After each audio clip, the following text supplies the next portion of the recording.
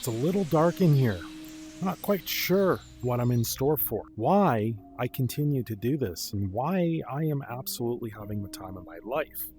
But before I continue, I just want to say one thing, and that really is, if you're under 18, these types of spaces with the fandom, there's a lot of adult situations that do happen in this fandom, and it really is an adult space.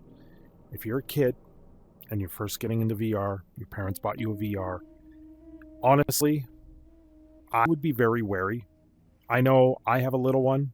I'm not going to be letting him do anything like this for a very long time, not unless it's under my own supervision, because there is a lot of things that I have seen that really does bring this up to an adult space, and the maturity level is needed. I'm going to talk about today the top reasons why I'm still enjoying what I'm doing here as a furry, why I became one, and I figured I'd take you along. This is a very interesting world. It's very, very high-level fantasy sort of way, and it's nice when you can sit there and you can glide on the wind. It really is. I'm just going to go over here to a nice perch, and maybe we can talk about a few things. There's things that I haven't seen before in the world of gaming. Honestly, for me, it's been a dreamscape. And I truly, truly feel for everyone that's done a lot of the stuff that I have seen. There is an absolute plethora of a world behind all of us. You can see, and just spinning around in this world, the lighting is absolutely incredible. The detail I see in here is absolutely incredible. But that's not why I've stuck around with this. It's not why I stay in the fandom. Why I've stuck it through. Why I haven't turned away. Because I've made a lot of friends. Those friends are absolutely amazing. I cannot thank them enough, in all honesty. There's a lot of things that I've seen, and I've been on YouTube for a very long time. And the stuff I've seen on YouTube, the stuff I've talked about, the stuff that we have talked about on this channel, where everyone's like, oh, you gotta throw this aside, this game is failing. You don't get that here. You don't get those ideas where things are failing. What you get is an idea of a sense of people picking themselves up and helping each other along the way with bits and pieces of a puzzle that you can put together yourself. That's really what I've seen. Now, I asked some people in my Discord, I was like, what makes you stay a furry? What makes you stay? And it comes back with the resounding, it's the community. Not only do you share a passion or a love of the anthropomorphic size of creatures, hell, I get to stand here in front of you and be a bird, be a phoenix, glow ever brightly.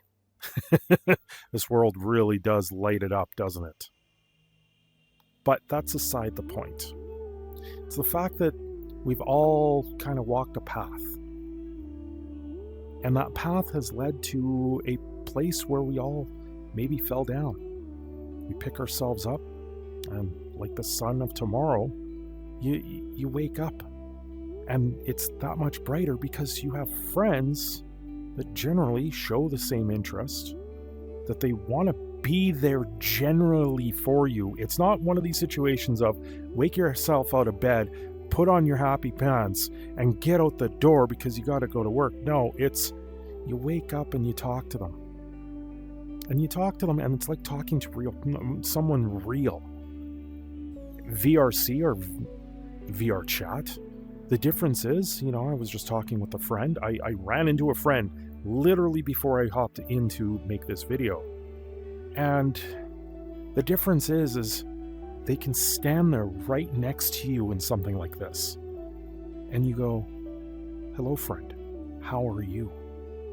I hope you're doing well, and it's great to see you. It's not like you walk out the door and you see your friends normally. You go to the bar and you see them. It's not like that. You hop into something like this and you go, hello, friend. I hope you're doing well. Or you have a Discord chat, or you're able to pick that up. And that community alone, I've gone through a lot of things. I've had friends. Honestly, my real life friends, they generally don't pick up the phone and call me and say, hey, listen, what's going on? They just don't. Part of it is, we deal with a lot because I do have a special needs child, so we deal with a lot of things. We deal with a lot of the downward pressures, the weight on our shoulders, and nobody sees how much of that weight I actually have to bear. If I ever let my shoulders fall down, I'd be flat on the ground. But what makes me stand here now in front of you is the fact that I've been able to put this on. The fact that I have friends that I can lean on in my times of need. The fact that it's absolutely amazing. And hell, it's hella cute, adorable. Who doesn't want to be some sort of animated Disney style cartoon character online? Absolutely amazing in that sense. That's one of the things that sat there at the top. One of the main reasons why everyone I spoke to, they were like, it's the community, and it's the sense that you get a sense of well-being. You get a sense that you have people out there that share the same interests, that you can do a lot of things with. It's absolutely incredible in that sense. Now, there is a lot of other things, like you do get to put on a mask or a fursuit. If you go to a convention, you get to meet people at a convention. You get to meet the people that you're meeting online. Now, VRC, vrchat, totally blows your mind. It's a complete... Your mind gets so blown when you first get in here, you don't even know which way to turn. When I went to Furry in June, I walked through those doors that first day. I worked that day and I walked in there after work. And, I have to say my mindset was not in a good place when I walked in there because I had work, and work was the struggles of work. That's the part. The struggles of real life, where you have work and you have your family and you have everything. Those struggles are pushing down on you so hard. I walked into that convention center, in those doors, and I sat there almost on my knees going, what am I doing here? Having someone walk right past you in a fursuit, you go, hey, that's pretty cool. I've done cosplay in the past, and it's cool. It's not gonna get it wrong. It's hella cool.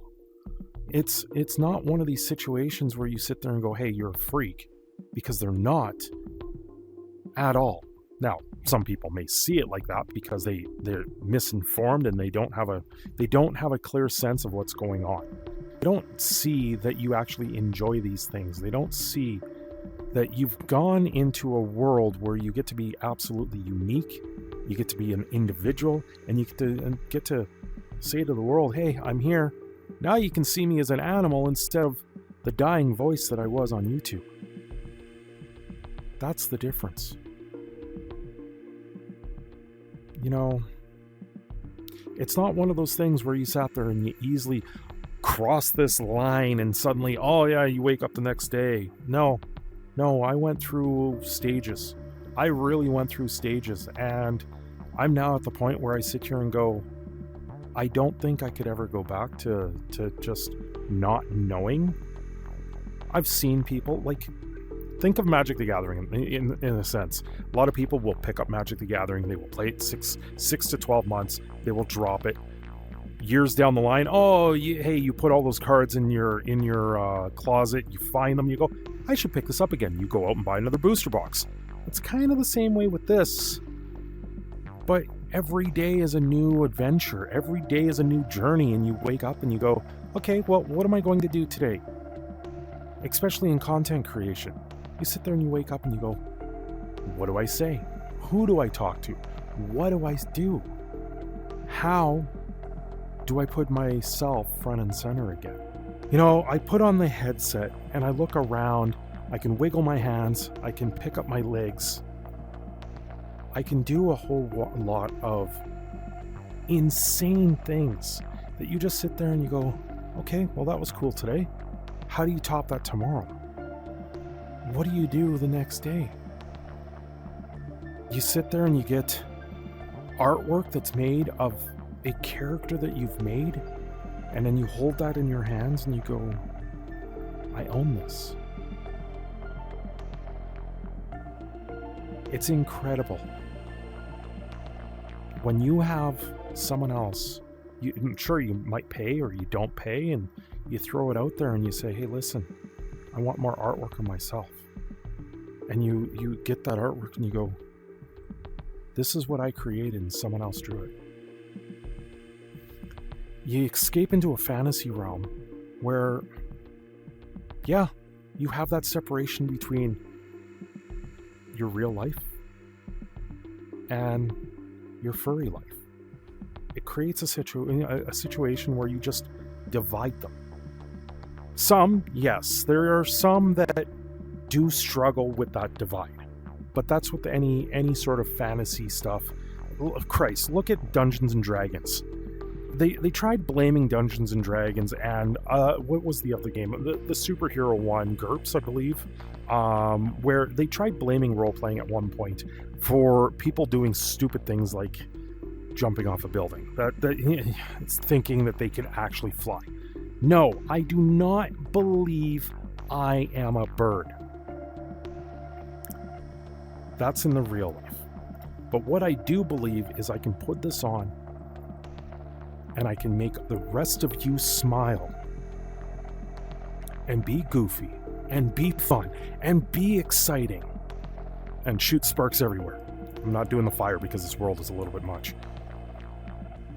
That's the difference. So, that is probably the number one reason why I continue this. What's your story? Do you have a story? Are you wondering what the next steps are? That's where I was a while ago. But I figured it out. It's like you learn how to walk at a very young age. And then when you learn how to fly, it's completely different. Have yourselves a great day. I am your proud Canadian Phoenix, Cindershadow. I'm signing off here, and I will see you again very soon. Don't forget to like and subscribe.